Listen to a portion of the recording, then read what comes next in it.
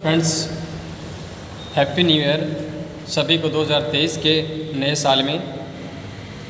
भगवान इतनी खुशियाँ दे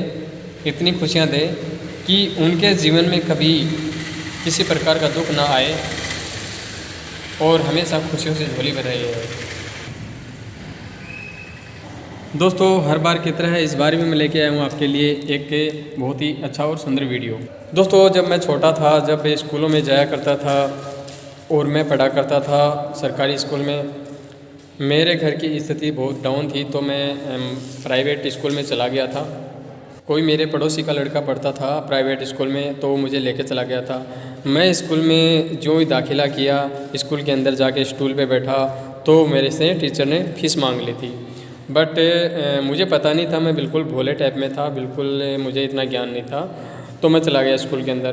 तो दोस्तों, वहाँ के टीचर ने मुझे मतलब 1 घंटे भी नहीं रहने दिया और 1 घंटे से पहले निकाल दिया था। तो बोला, तू गरीब है, तेरे बाप के पास इतने पैसे नहीं है, वो नहीं है, तू मेरे स्कूल में कैसे आ गया, तेरा एडमिशन नहीं होगा, चलो कोई बात नहीं। तो दोस्तों, फिर मैं आ गया था, घर आ गया था। मैं जिस पहले स्कूल में पढ़ता था, वहाँ से मतलब बचपन में होता ही है छोटी मोटी बातें, तो स्कूल के टीचर ने, पीटीआई ने मुझे मारा था, पीटा था, इसलिए मैं उसके स्कूल में मुझे नफरत हो गई थी। तो दोस्तों, अब आपको मेरी असलियत बता दूं कि मैं झुंझुनू सिटी जो राजस्थान स्टेट में पड़ती है, उससे बिलोंग करता हूं, और वैसे विलेज में रहता हूं मैं। मेरे झुंझुनू सिटी से मेरा गांव करीबन 2 किलोमीटर दूर है। तो ज़्यादा पढ़ने लिखने से आदमी में मतलब डिग्री आ जाती है, बट संस्कार नहीं आते हैं, ये मैं यकीन से कह सकता हूँ।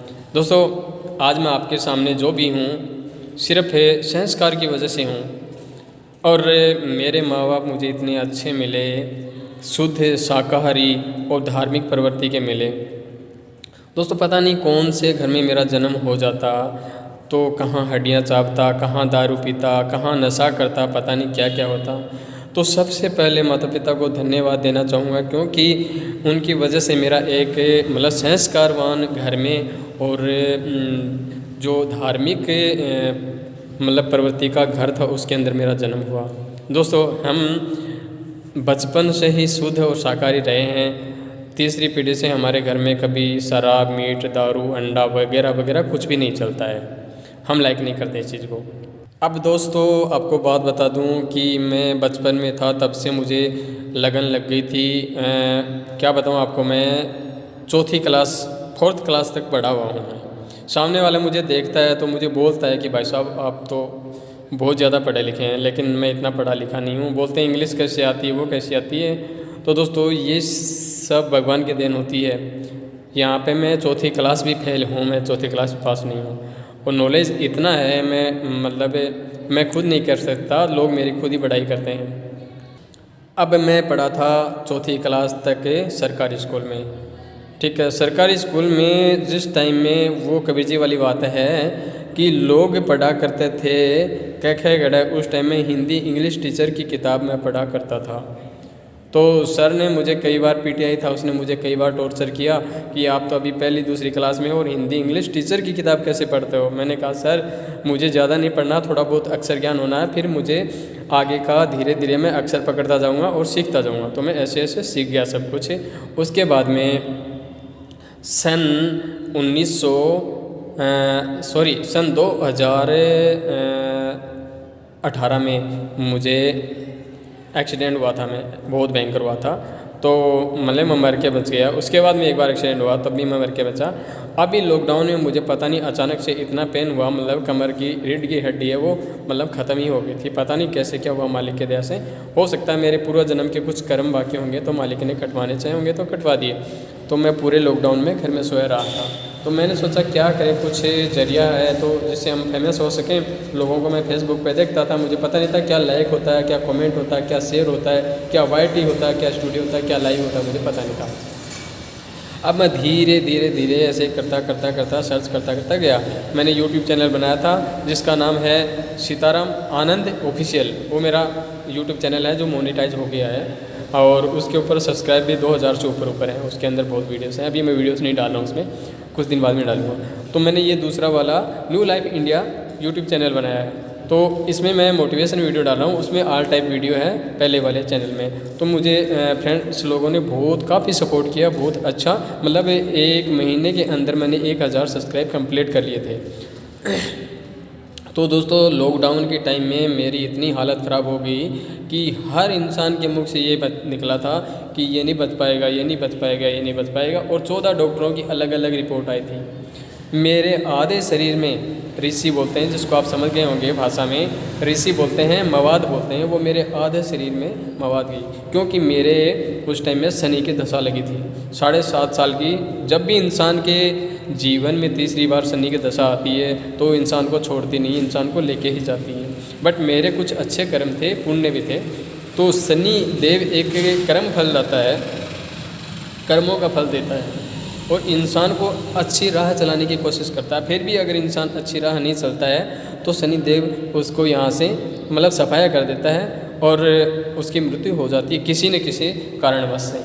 तो दोस्तों वही मेरे साथ हुआ था, तो मतलब मैं मर के ही बचा हूँ। तो मेरे कुछ अच्छे कर्म थे, अच्छे काम थे, लोगों की मेरे साथ दुआ थी, मेरे माँ बापों की दुआ थी वगैरह वगैरह, तो मेरे 5 लाख रुपए लगे थे। आज मेरे ऊपर 5 लाख रुपए का कर्जा है, लेकिन लोग मुझे कहते हैं यार 5 लाख रुपए का कर्जा है फिर भी तू मुस्कुराता रहता है, हंसता खेलता रहता है, तेरे बिल्कुल चिंता फिक्र नहीं है। हालांकि मेरे पास गाड़ी भी है, मेरे पास अच्छा घर भी है, मेरे पास सब कुछ है, लेकिन मैं जॉब करता हूँ तो कम से कम 20-25 हज़ार रुपये आसानी से कमा लेता हूँ, तो उससे मेरा हिसाब किताब चल जाता है। बट मेरे 2 बार शादी करने का प्रोग्राम बना था, तो दोनों ही बार में मैं मतलब कोई ना कोई मेरे प्रॉब्लम आ गई थी, क्योंकि शनि की दशा में होता है ना, तो उसकी यहाँ तो लेट शादी होती है या होती ही नहीं है, या शनि कोई ना कोई अड़चन पैदा कर देता है। तो दोस्तों जिन जिन की भी कुंभ राशि है वो लोग कभी भी अनर्थ कार्य ना करें, क्योंकि शनिदेव एक न्यायदाता है, शनिदेव एक न्यायदाता है। तो वो शनिदेव क्या होता है, जो भी बुरा कर्म करता है तो जब शनि की दशा आती है तो उस पूरे कर्मों का फल दे देता है। दोस्तों उससे बचने के लिए एक ही उपाय है, शनि मंत्र, शनि क्षमा याचना और ये नीलम। नीलम शनि का सबसे प्रिय है। नीलम जिसके पास है उसका कितना भी गिरा हुआ टाइम, कितना भी घटिया टाइम आ जाएगा, वो नीलम पहन लिया ना तो समझो उसकी गाड़ी वापस पटरी पर आने वाली है। तो दोस्तों फिर मैंने क्या मैंने नीलम मंगवाया। तो नीलम 2 प्रकार का होता है, एक तक खूनी नीलम और एक दूसरा ये होता है। तो हर इंसान को नीलम सूट नहीं करता है, तो मेरे ऊपर ये सूट कर गया। मैंने 5100 रुपये का नीलम मंगवाया था। उस दिन से आज मैं मालिक की दया से ऐश कर रहा हूँ, और आपको क्या बताऊँ, इतने में जो मैंने सोचा नहीं था सपने में वो भी मेरा काम हुआ है, और शनि महाराज ने मेरी इतनी कृपा की। बट मैं दोनों टाइम उनकी सेवा भी जरूर करता हूँ।